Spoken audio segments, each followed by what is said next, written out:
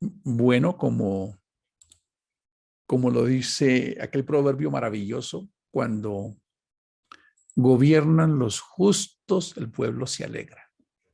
Un texto maravilloso. Cuando gobiernan los justos, el pueblo se alegra. Cuando no, ¿el pueblo qué? Sufre. El pueblo sufre. Bueno, el ser humano tiene un gran desafío y es conquistar su ser interior, conquistar sus propias ambiciones. Por eso los griegos se dieron cuenta de eso en las escuelas de sabiduría. Y allá en el oráculo de Delfos, en el templo, a la entrada había un mural que decía, conócete a ti mismo. Es decir, ten un claro concepto de tu identidad personal, define quién eres. Pero además cuando hablamos de conocernos, quiere decir saber cómo nos conducimos en nuestro ser interior. Porque tenemos una vida interior, ¿sabían eso? Tenemos diálogos, conversaciones, emociones, todo lo que sucede dentro del universo llamado tú. Tú eres un universo complejo, extraordinario, que se mueve con pensamientos, sentimientos, emociones, actitudes, comportamientos que infringen y afectan el entorno. Nos hemos acostumbrado a conquistar el espacio exterior, pero muy poco ese espacio interior, a colonizar esos miedos, a explorar, a analizarnos. Esa palabra reflexionar, que del griego es reflexio, tiene esa misma voz de mirarme en un espejo, como yo que tengo un espejo acá al frente y me estoy mirando y el espejo me permite verme. Entonces la reflexión es una lámpara que me permite ver dentro de mí, como lo expresó muy bien el salmista David. Quizás a veces no somos conscientes que herimos, que ofendemos, que fallamos, que tenemos actitudes. No somos tan conscientes de eso. Por eso el salmista David se le ocurrió orar que Dios lo examinara y le enseñara a ver aquello que no ve. A veces en las parejas no entendemos el lenguaje de nuestra pareja.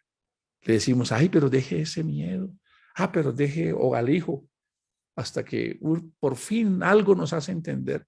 Es que no puedo dejarlo porque no me has entendido. Yo sé que no está bien, pero es que es algo en mí. Ayúdame, no puedo. Entiéndeme, es que soy así. Ah, nos damos cuenta que no es un capricho, sino que es un condicionamiento.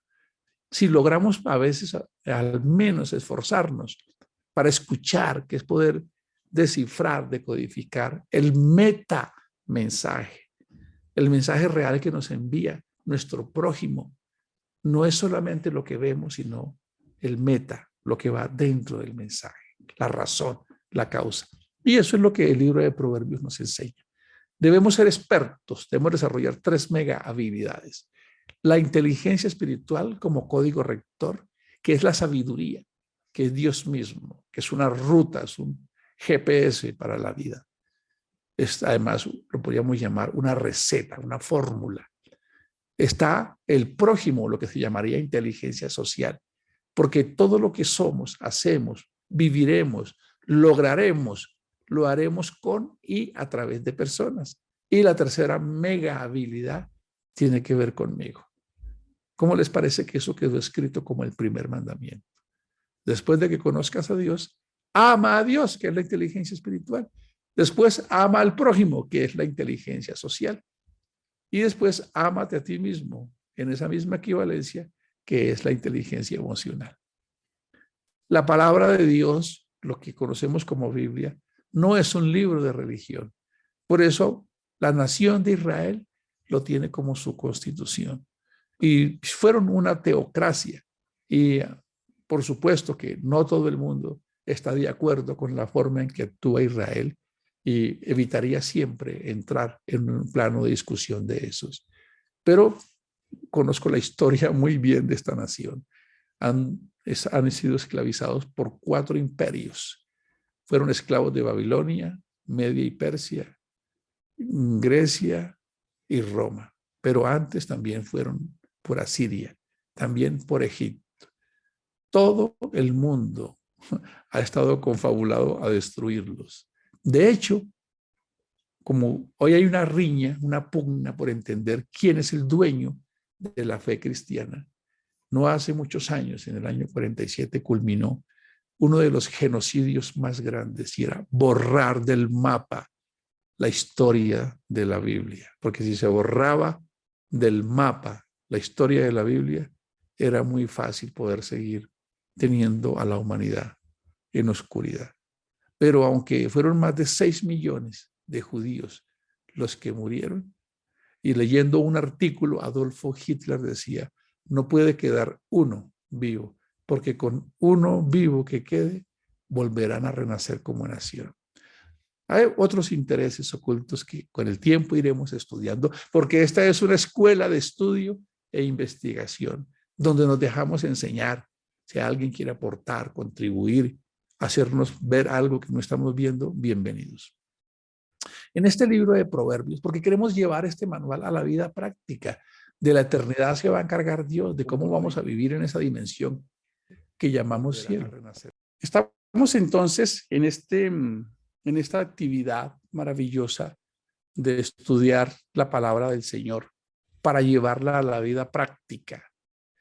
Creo que ahí nos quedó una brecha. Realmente, ¿a qué vino Jesús? A eso, a enseñarnos a vivir, cómo vivir como humanos, no como celestiales, porque aquí tenemos que convivir con nuestras emociones, tenemos que ser capaces de sobreponernos a las circunstancias que nos presente la vida.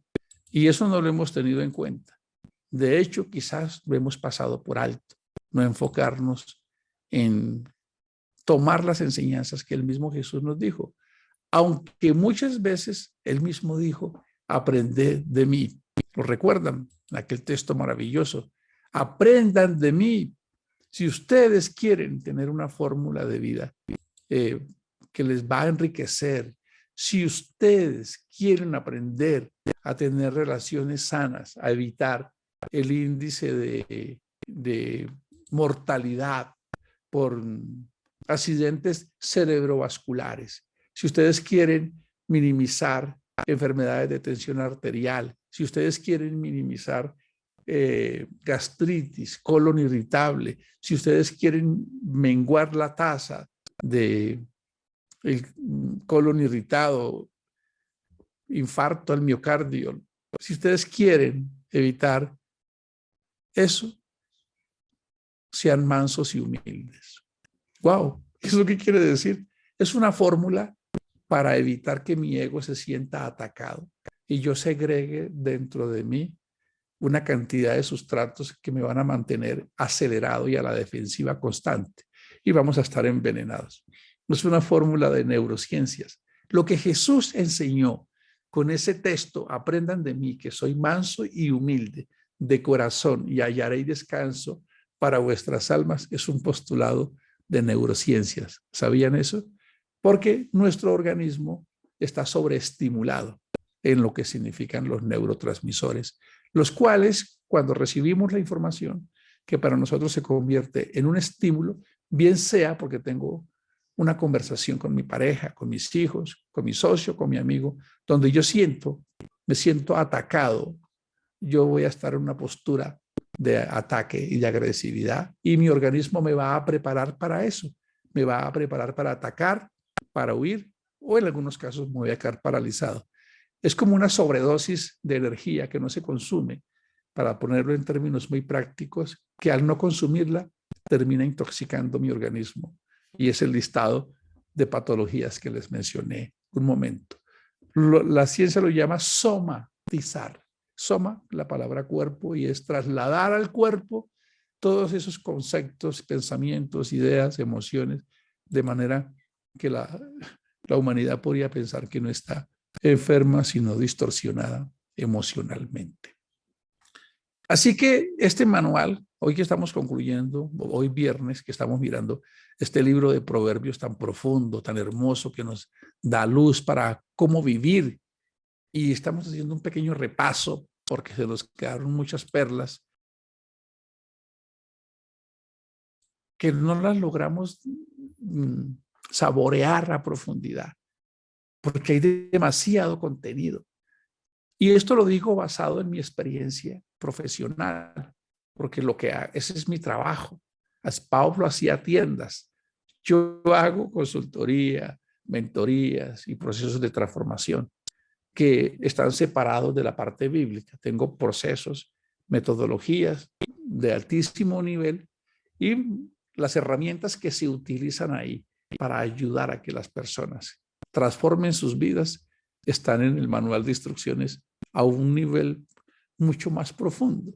Entonces, como puedo tener ambas miradas, tener esa cosmovisión, de verdad que por eso les digo con tanta seguridad, con tanta autoridad, que necesitamos volver a esa palabra maravillosa, porque es la fórmula en que una nación va a lograr encontrar la paz.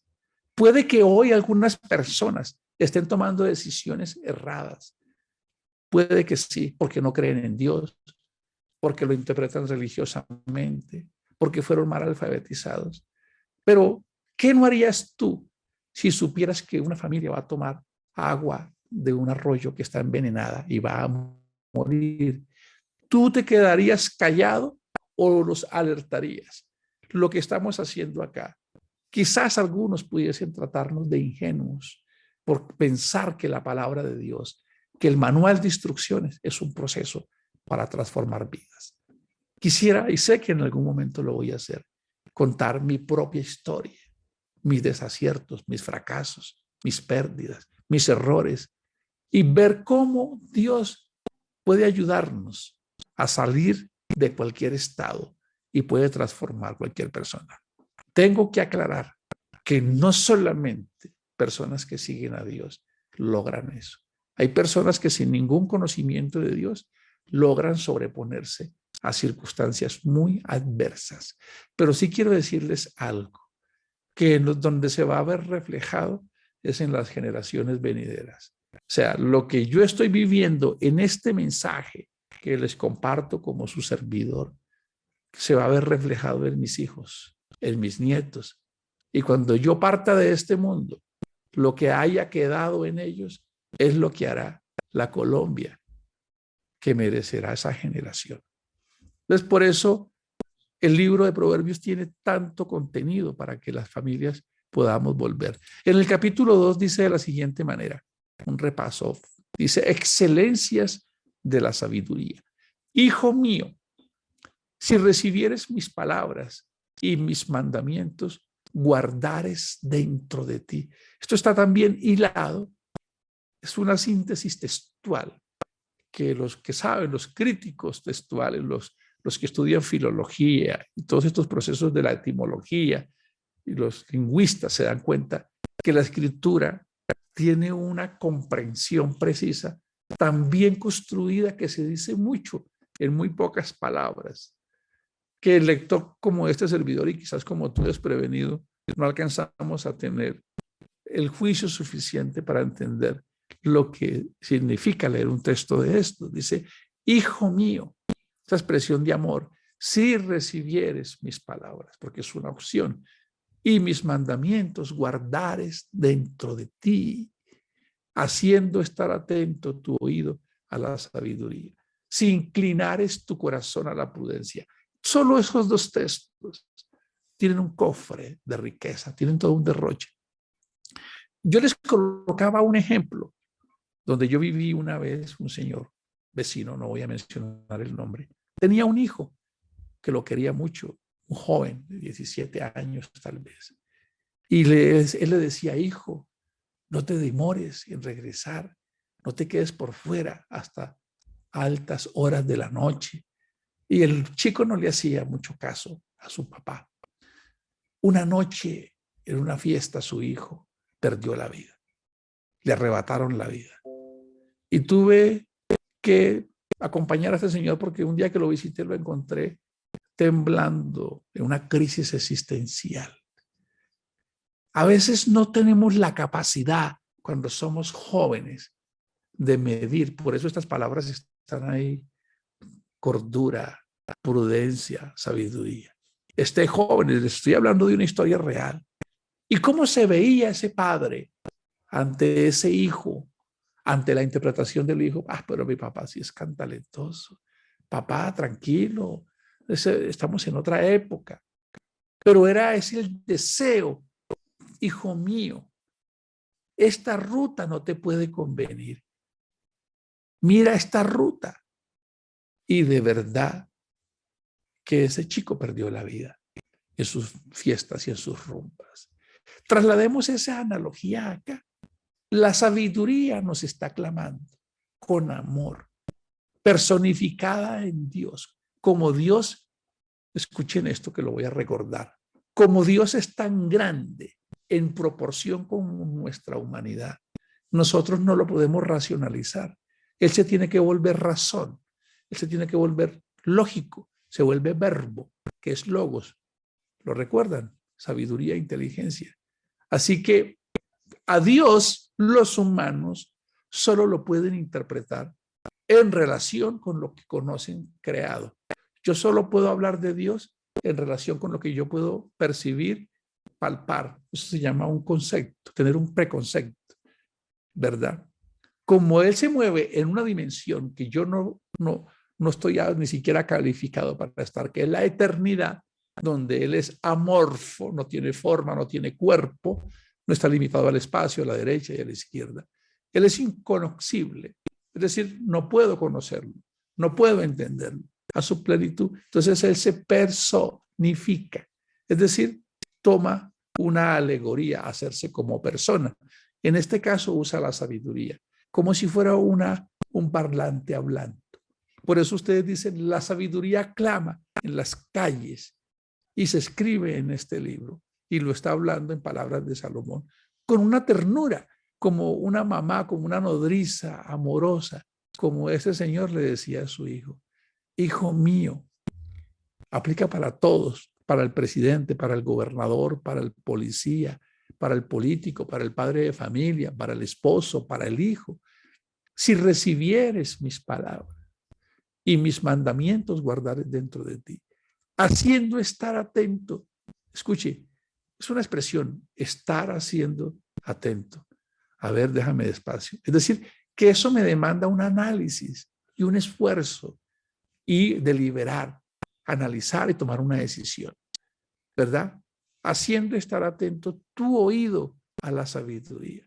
Escuchen esta expresión, si inclinares tu corazón a la prudencia. Esa inclinación es como en un gesto de humildad y de aprendizaje, querer aprender, ser reverente ante la palabra. Casi que la misma raíz que dice temer a Jehová, temer al Señor, respetar sus leyes, acatarlas. Una línea invisible que me vincula, donde yo inclino mi corazón, es decir, lo pongo dispuesto en humildad para recibir esa palabra. La prudencia.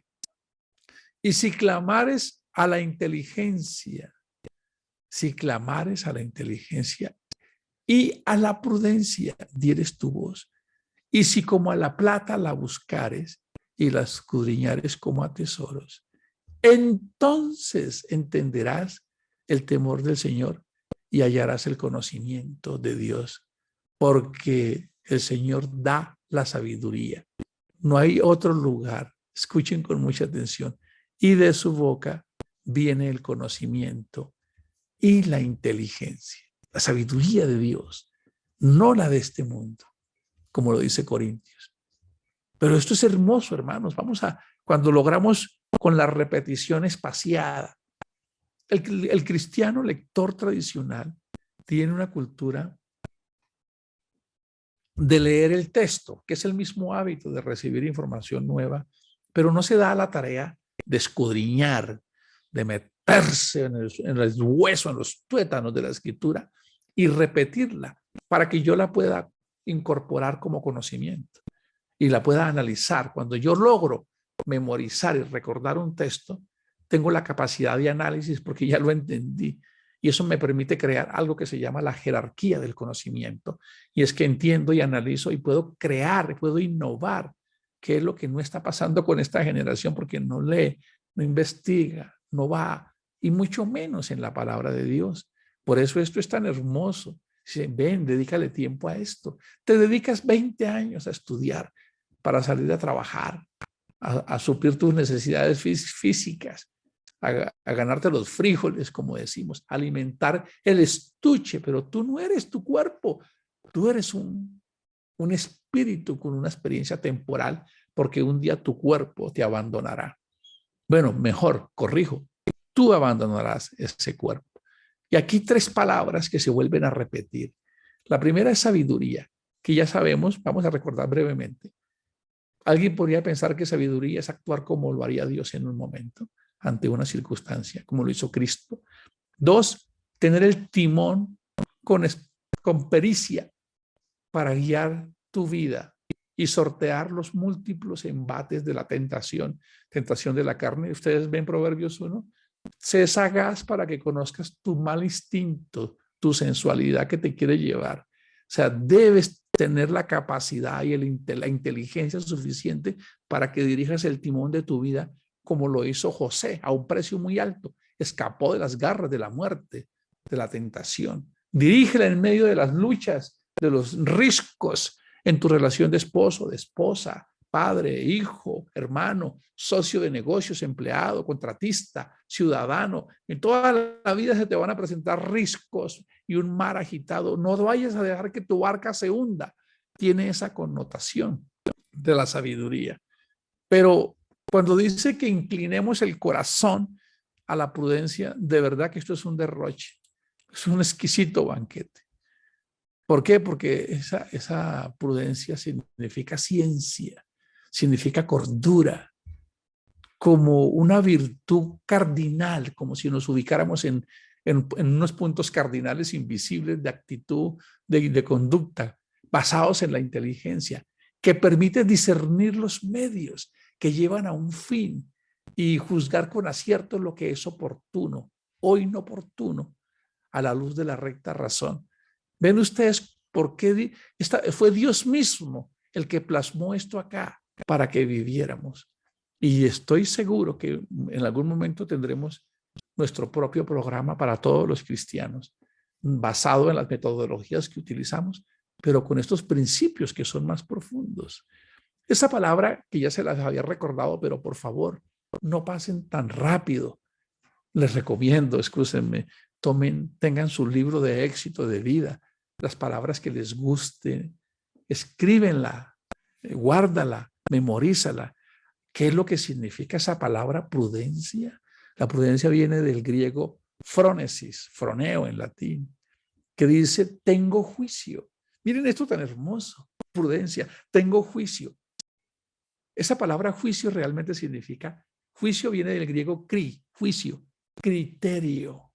Cuando tengo conocimiento y tengo información, lo que tenemos los que ya pasamos de 50 años, de tantos errores que hemos cometido. A veces vemos a los jóvenes, nuestros hijos que no nos cuentan, y ellos quieren tener el control, y nosotros nos vemos reflejados ahí, dice, Dios mío, aprenderán y van aprendiendo con los golpes, porque el sabio aprende de la experiencia de otro. El necio aprende de sus propias experiencias. Miren esto tan hermoso, es para volver a, porque quisiera que no fuéramos adictos a la información, sino que amemos el conocimiento. No importa que no aprendas sino algo hoy, pero que tú en la tarde puedas decir, lo aprendí, lo puedo recordar, voy a memorizar esto, porque te enriqueces, tienes para dar. Pero si solo tienes una información vaga, conceptual, un pensamiento somero, lo que llamamos aprendices de todo y expertos de poco, o un mar de información con 1 centímetro de profundidad, se nos fue este día sin haber capitalizado intelecto. Esto es hermoso. Es lo que esta comunidad promueve. Una comunidad de pensadores, que era lo que Cristo quería, no seguidores. Por eso vamos a estar todos trabajando, compartiendo esto con los amigos. Dice, pienso rectamente, aconsejo. Es algo maravilloso. Dice, la capacidad virtuosa de regular de manera conveniente y ordenada las acciones para llegar a un fin establecido. ¿Ven ese sinónimo con la sabiduría? Para llevar, manejando el timón del barco de mi vida a un puerto seguro, a un buen puerto. Es lo que quiere decir este derroche de formación. Por eso estoy seguro que las mismas empresas, bueno, que ya vamos a estar capacitando empresas también pronto, necesitan esta profundidad, porque las estadísticas nos dicen que las personas no están siendo productivas porque no saben manejar sus miedos, sus emociones, todos sus prejuicios y sus paradigmas. Y la siguiente palabra que está ahí para concluir nuestro tema de hoy es la palabra inteligencia, sabiduría, prudencia, inteligencia, que significa poder leer entre líneas, poder ver el almendra, el contenido.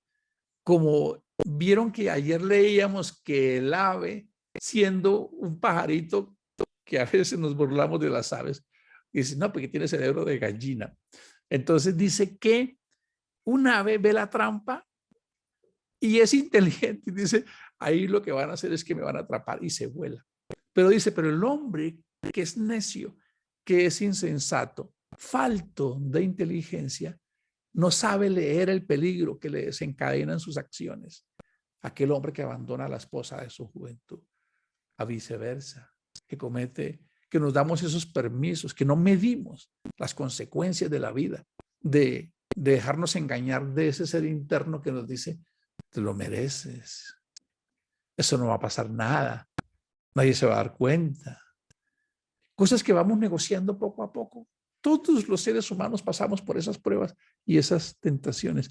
¿Qué significa comprender o percibir la profundidad de las cosas? También desde la administración, la inteligencia se considera la capacidad para resolver conflictos. Ven ustedes, amigos y hermanos, por eso les queremos invitar a que se unan y nos ayuden a traer más amigos a que vengan a escuchar cómo vivir. A veces lo pienso, si estaremos cometiendo el mismo error de querer que muchas personas vengan a estar acá. Tal vez no, lo he pensado. Tal vez nos interesa que las personas conozcan realmente cómo vivir, porque sé lo que significa vivir en conflictos en una casa. Conozco muchas historias, mi propia experiencia, cómo se destruyen las relaciones entre esposos, entre padres e hijos, entre socios por la postura, por la arrogancia, por la soberbia, por no saber ser amos de nuestras emociones, gestionar nuestros miedos. Y dice, si eso lo buscares, como trabajas toda la vida por dinero, y estaba recordando que una vez hice un audio que decía, tú eres tu propósito. Hay personas que dedican sus vidas a estudiar, a trabajar, y ese se convierten en propósitos externos, pero no convierten su vida interior en un propósito y llegan a los 50, 60, 70 años que han logrado muchas cosas, prestigio, títulos, algunas propiedades, y está bien, pero se descubren todavía llenos de ira, llenos de miedos, de prejuicios, iracundos, soberbios, acomplejados, porque no trabajaron en el verdadero propósito. Pero quisiera que nadie se sintiera mal. Es que no nos enseñaron, nos privaron de esta información, pero estamos a tiempo. Estamos a tiempo. Si buscares a Dios, si buscares la sabiduría, como buscas la plata, como buscas lo material. Por eso Jesús dijo, donde quiera que tú pongas tu tesoro, allí estará tu corazón. Lo que quiere decir eso es que yo con mis acciones descubro lo que realmente amo. Vamos a seguir en Proverbios, vamos a seguir entrenándonos para la vida, vamos a llamar a nuestra familia, a nuestros amigos, a hacer reuniones en casas, a estudiar Proverbios, a hablar de cómo conversar, cómo tratar los miedos, cómo hablar con esa hija, con ese hijo, de decirles, volver a resignificar el sentido de la vida a través del manual de instrucciones. Nos vemos el lunes. Mañana estaremos en nuestra escuela de estudio e investigación. Bendiciones para todos.